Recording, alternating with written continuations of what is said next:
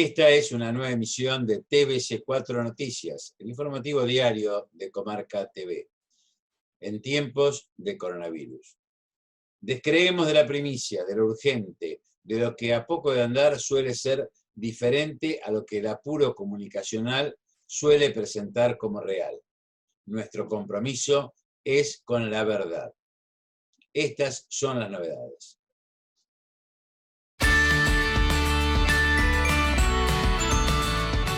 Pablo Hasél, primer artista español que irá a prisión por sus canciones desde la muerte de Franco. Demandarán a Bolsonaro por poner en riesgo a periodistas al anunciar su positivo de coronavirus. Reporte matutino del Ministerio de Salud sobre el COVID-19 en Argentina. Comenzaron pruebas de nuevas tecnologías para el control de temperatura en los trenes. El presidente llamó al movimiento cooperativo a crecer para lograr un capitalismo más humano. Los pañuelos no se rinden, dijo Tati Almeida ante la vandalización en Plaza de Mayo. Argentina está a la vanguardia en la lucha contra el COVID-19, afirmó Sergio Massa. El renunciante juez Canicova Corral afirmó: estoy hastiado de los últimos 4 años de la erosión permanente de los medios hegemónicos. Axel Kicillof recorrió el nuevo centro de aislamiento en la República de los Niños de La Plata. Los precios de las propiedades bajaron un 20% por la pandemia. Los consejos del viejo profesor para un nuevo modelo de país.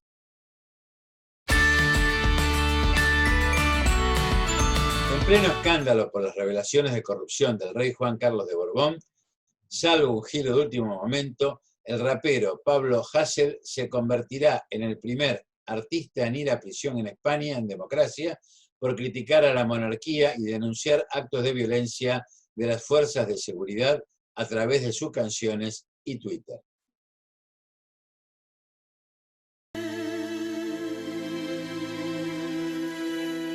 No me condenan a mí, condenan unas ideas, una militancia republicana y antifascista. Nos condenan a unos pocos para asustaros a todas. Soy Pablo Hasél, un rapero y poeta y militante comunista, y he sido condenado a prisión tanto por mi música revolucionaria como por mi militancia en las calles. Pero me declaro culpable de combatir a los culpables. Yo ahora ya tengo 2 sentencias firmes por hacer canciones, una de 2 años de prisión y otra que con la pena multa también suma poco más de 2 años de prisión, o sea que en total son más de 4 años de prisión, y ahora mismo la Audiencia Nacional tiene que decidir si me encarcela o no me encarcela. Y lo único que puede evitar que me encarcelen es que haya mucha solidaridad porque las sentencias ya son firmes.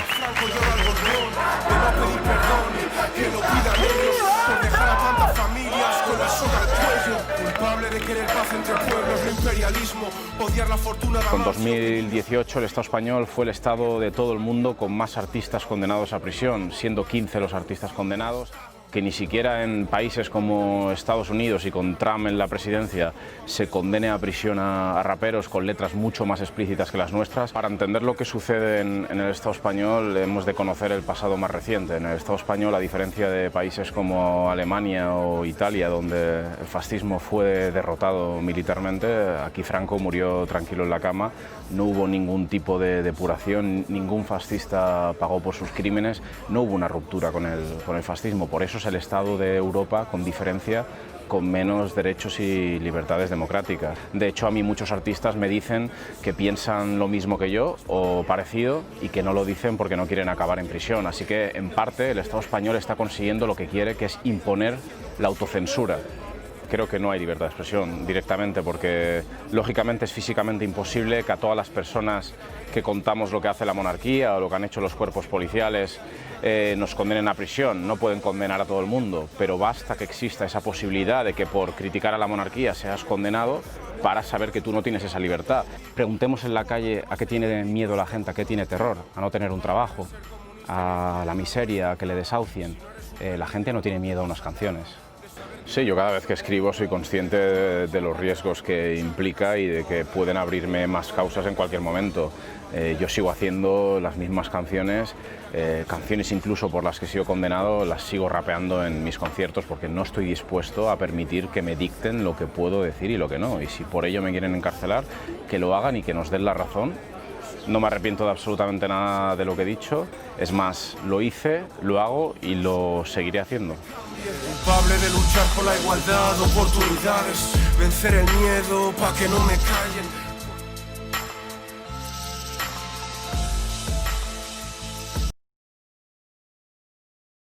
La Asociación Brasileña de Prensa presentará una demanda ante la Corte Suprema contra el presidente del país, Jair Bolsonaro, a quien acusan de poner en riesgo la vida de los periodistas que lo acompañaron en la rueda de prensa en la que el presidente de Brasil anunció el resultado positivo del test de coronavirus que a él lo afecta.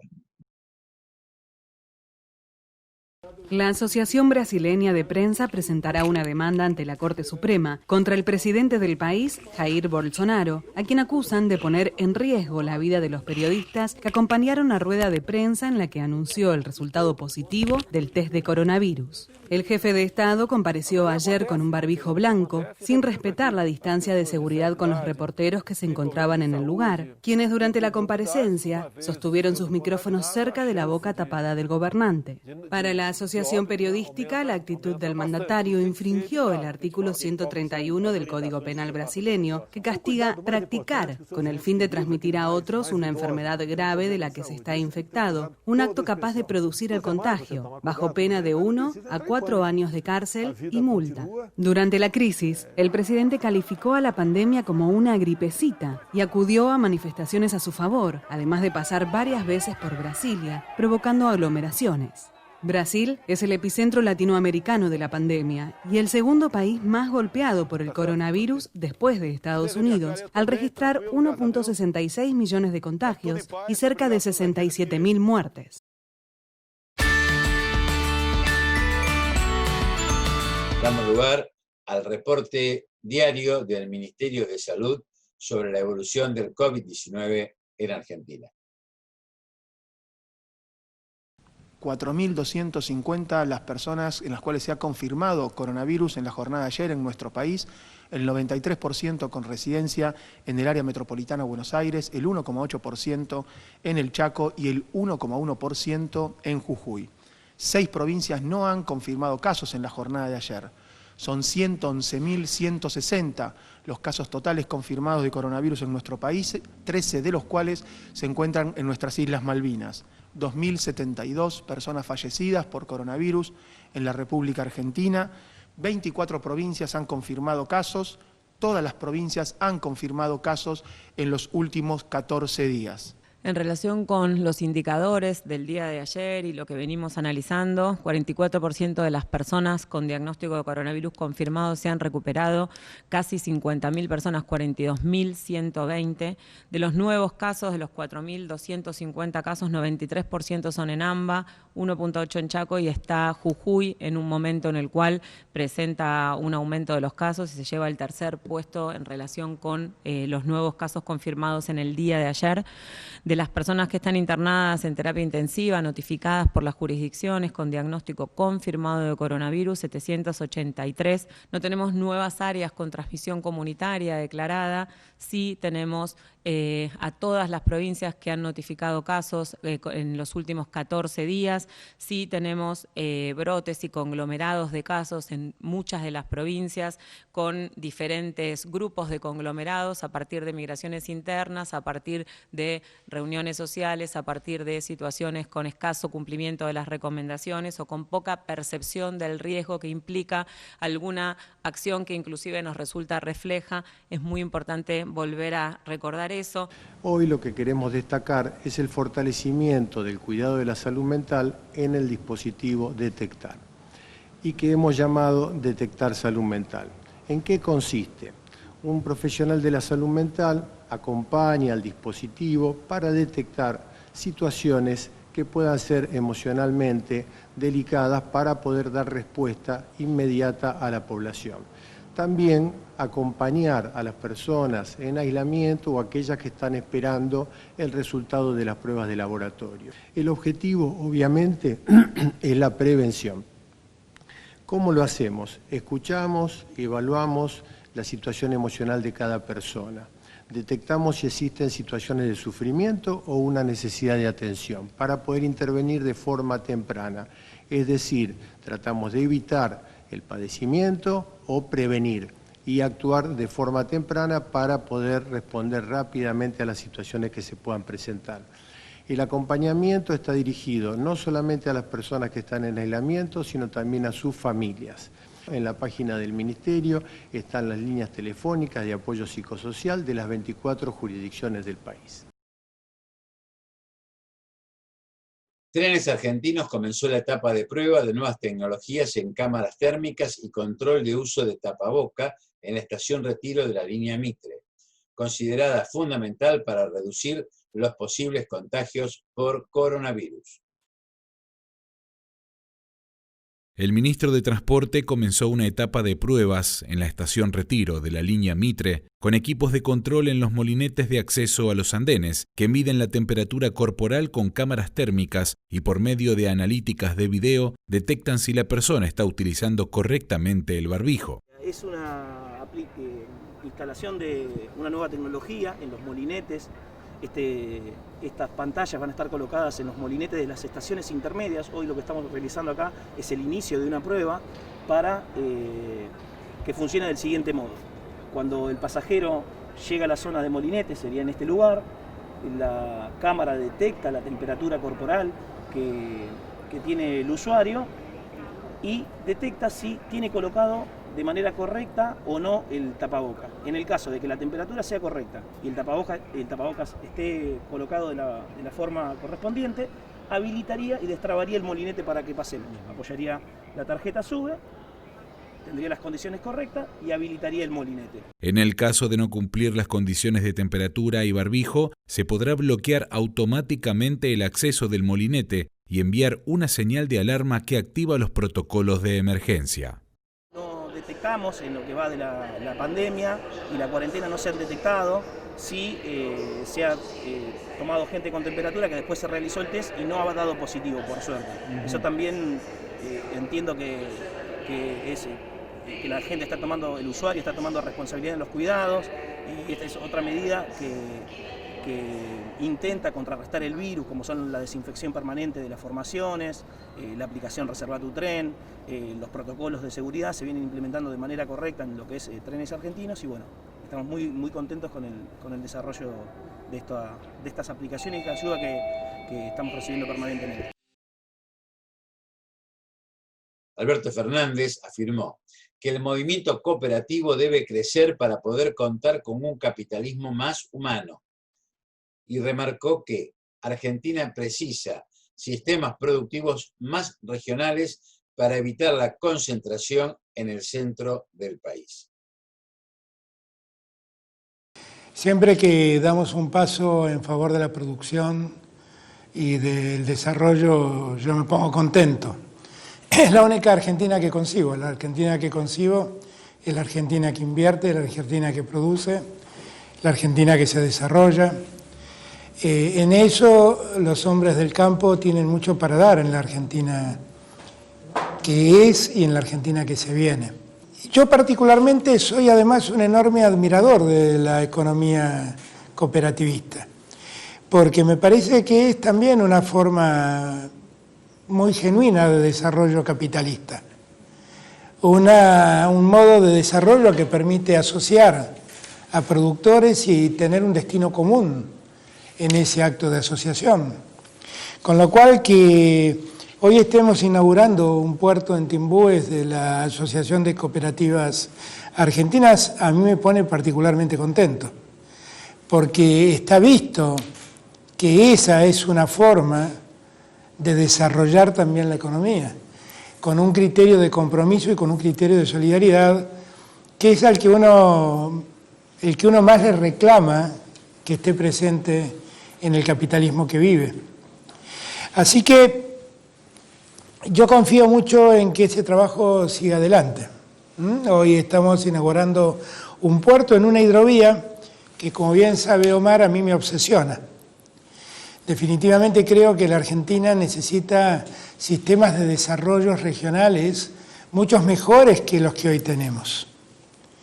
que claramente tenemos que favorecer que toda esa producción del norte pueda salir por esa vía que es el Paraná hacia el mundo. Y que de ese modo estamos favoreciendo también evitar la concentración en los grandes centros urbanos y favorecer el desarrollo de regiones del país que necesitan desarrollarse y que tienen la oportunidad de hacerlo. Finalmente, si algo nos enseñó esta pandemia, es que cuando los hombres nos quedamos en nuestras casas y nos recluimos, el mundo mejora. Alguna culpa tenemos de que el medio ambiente esté como esté, porque cuando nosotros nos quedamos encerrados, las aguas se vuelven más cristalinas, el oxígeno que respiramos es más puro y en conclusión el medio ambiente es menos nocivo. Y eso no es porque los animales están sueltos, es porque los hombres nos quedamos en casa. Ahora que volvemos a salir, tomemos esta enseñanza, aprendamos esta enseñanza, démonos cuenta de lo que nos pasó y no volvamos a repetirlo.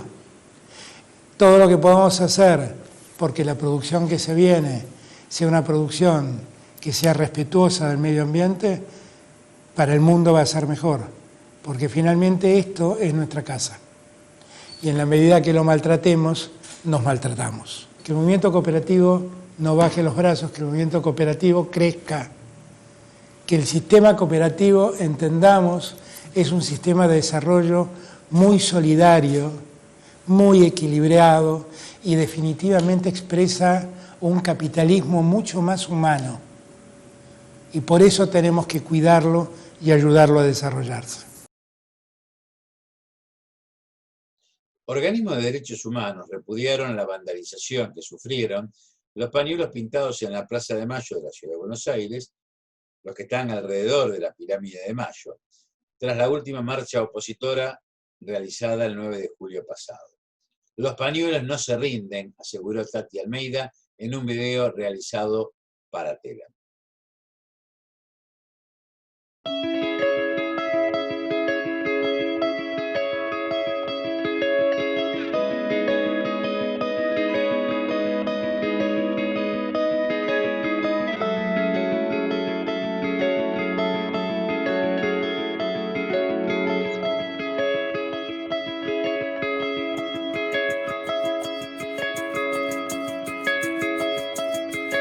Soy Tati Almeida, madre de Plaza de Mayo, línea fundadora, y en nombre de todas las madres, una vez más decimos, los pañuelos no se rinden, porque nuevamente han insultado la memoria de nuestros hijos al ensuciar, ya es la segunda vez que lo hacen, a los pañuelos que están pintados en la Plaza de Mayo.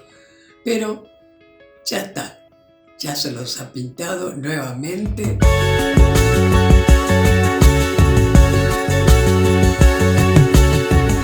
Finalmente con eso están demostrando esta gente el odio que sienten.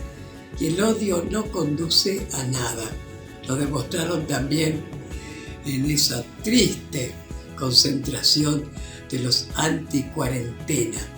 Realmente es lamentable. Ellos siguen odiando, nosotras no. Y lo hemos demostrado, a pesar del horror que nos han hecho a las madres, a las abuelas, familiares y a los hijos. Jamás actuamos con odio. Por supuesto, sí, exigiendo justicia, pero siempre justicia legal, jamás por mano propia. Así que nuevamente digo, los pañuelos no se rinden.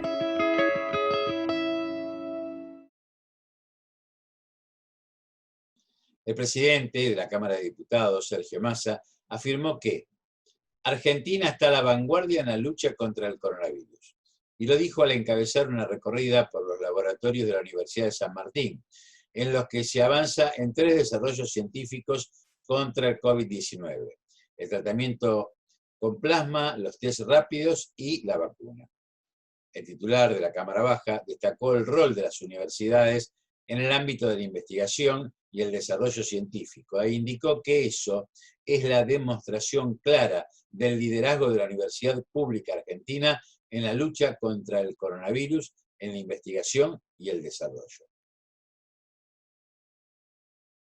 El juez federal Rodolfo Canicova Corral anticipó que demandará a los medios de comunicación que lo ubican al borde del juicio político, algo que tildó de falso, y explicó que renunció al cargo con fecha 29 de julio tras cumplir 27 años como magistrado, pero seguirá en funciones hasta que se acepte su dimisión. Los medios dicen que me voy al borde del juicio político, lo cual es falso y me voy a dedicar a demandar a esta gente, advirtió el juez en declaraciones al Destape Radio, tras haber presentado su renuncia para jubilarse debido a que el 29 de julio cumplirá 75 años de edad.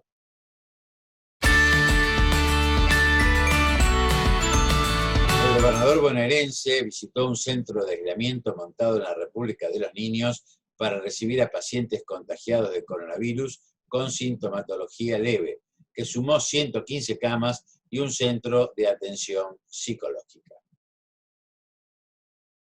En la provincia de Buenos Aires totalizamos aproximadamente 13.000 camas. Acá en el municipio de La Plata, me cuenta el intendente que con estas instalaciones, 115 camas para aislar a pacientes leves, llegamos a 500 en La Plata, que forman parte hoy de un sistema armado por el Ministerio de Salud, por el doctor Goyán, que permite aplicar todas esas camas a las necesidades que vamos teniendo. Ya totalizamos más de 1.100 camas nuevas en la zona del AMBA, en el lado de la provincia de Buenos Aires.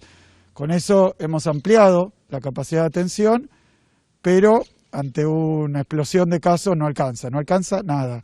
Así que fue muy importante, muy relevante la decisión de Alberto, que tomamos también con Larreta, de estos 15 días, un poquito más, de aislamiento extremo, que como vemos acá, un poco muestra lo que está pasando en toda la provincia, ¿no?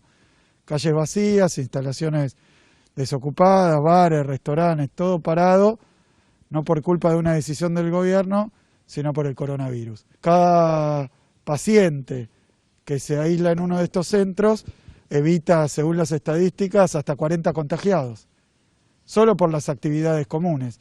Entonces, de esa manera, hacemos que lo que después 40 contagiados son 40 más por cada uno, se expande geométricamente, lo cortamos con el simple hecho de venir y transcurrir esos días, aquellos que no tienen síntomas o síntomas muy leves, transcurrir los días en un lugar agradable, puesto por el municipio, financiado conjuntamente por la provincia, donde pueden transcurrir la enfermedad realmente sin contagiar a nadie. Eso es un esfuerzo, pero es también solidario.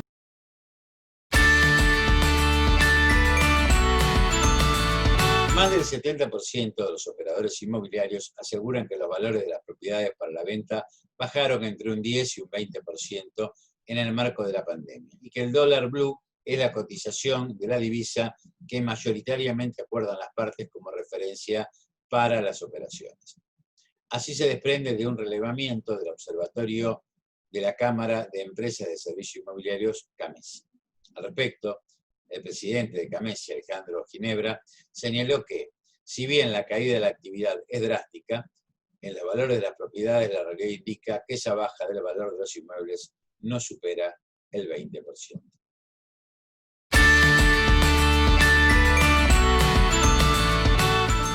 Los argentinos, hace algo más de 4 décadas, vivimos en un antiproyecto que nos fue impuesto y que nos obliga a que sigamos siendo deuda, es decir, que no seamos, cuyo enemigo central es el trabajo y el trabajador, ocupado, desocupado y jubilado. Cómo revertirlo y qué hacer es tarea de todas y todos. Por eso esta columna diaria del viejo profesor recoge una serie de principios metodológicos propuestos por el profesor Gustavo Sirigliano, que son una guía, un aporte para analizar los contenidos de un nuevo proyecto de vida, que dejando atrás el antiproyecto nos permita compartir un nuevo proyecto de país. Ejes que están presentados de modo simple, sin pretensión técnica, para que todos, no unos pocos iluminados, puedan participar, discutirlos y aportar propuestas.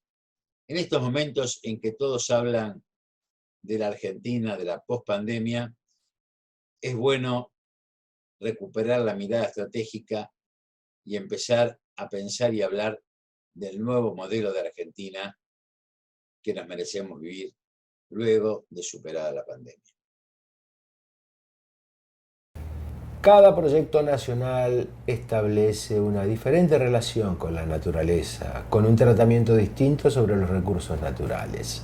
Utiliza productivamente a algunos, depreda a otros y mantiene a otros sin utilización.